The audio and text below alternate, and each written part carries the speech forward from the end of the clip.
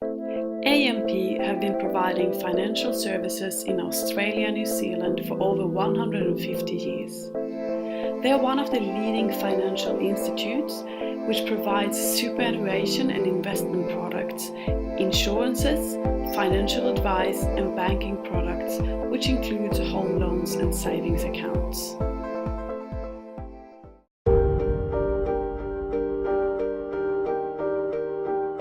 Consistent with AMP's values, AMP Capital has had a long-term commitment to responsible investing. So after a long period of work, we've actually introduced a new ethical framework, which will mean that we'll consider ethical grounds in exceptional circumstances as we're making decisions around investing for our clients. We are completely convinced that we'll continue to be able to meet our obligations to deliver on our client goals while continuing to be a responsible investment manager and fulfilling our new ethical framework. The evidence of Mr. Regan demonstrated that senior management and employees of AMP advice licensees were aware that the conduct was a breach of their financial services licenses, but continued to engage in the conduct. This was a dirty little secret for the whole financial sector. Your board has not only destroyed shareholder value, but you will go down in history as the board who has stolen from their client base as well and lost trust completely. The purpose of these organisations is essentially to serve their clients' interests, but their clients were being trashed. Did they really think that they could do this legally and that they could get away with it?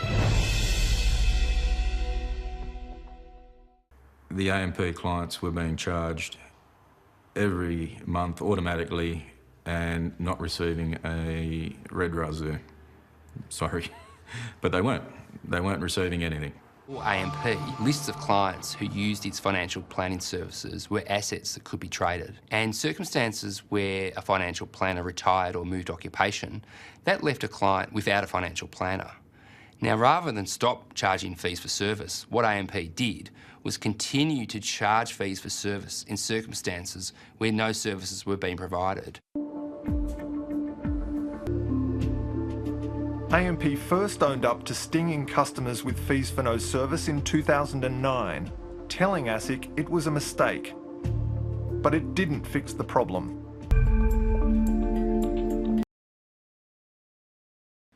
Did that come as a surprise to you, that there was no lawful basis for doing that? No, it's not a surprise that it's not lawful. It's just obvious, isn't it, that you can't charge somebody for 90 days for providing services that you're not going to provide. You agree with that?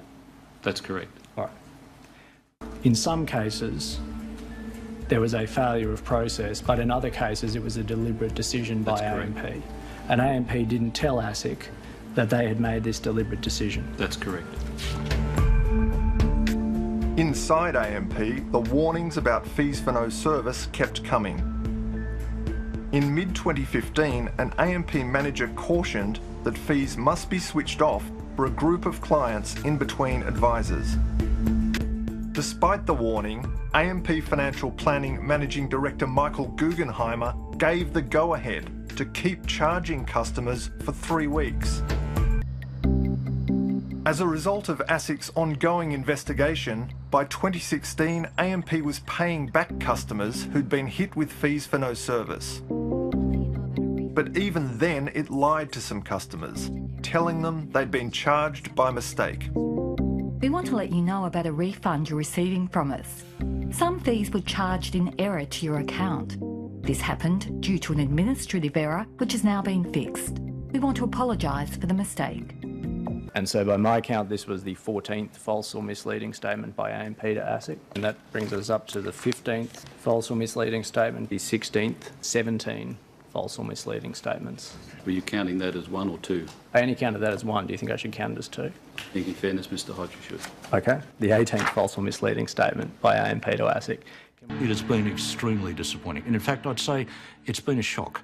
I would never have thought that any of that sort of thing would have been going on in such an institution that has been around for so many years and has been trusted by the shareholders and by the public at large. And it's only right that I begin by reiterating and reaffirming our unreserved apology. We are truly sorry. The issues highlighted in our advice business are unacceptable. We let you down. Moving forward, AMP desperately need to gain the trust from the customers again. Our recommendation is to update the bonus structure both for employees and for the board of directors to make sure it's never beneficial to fool their own customers.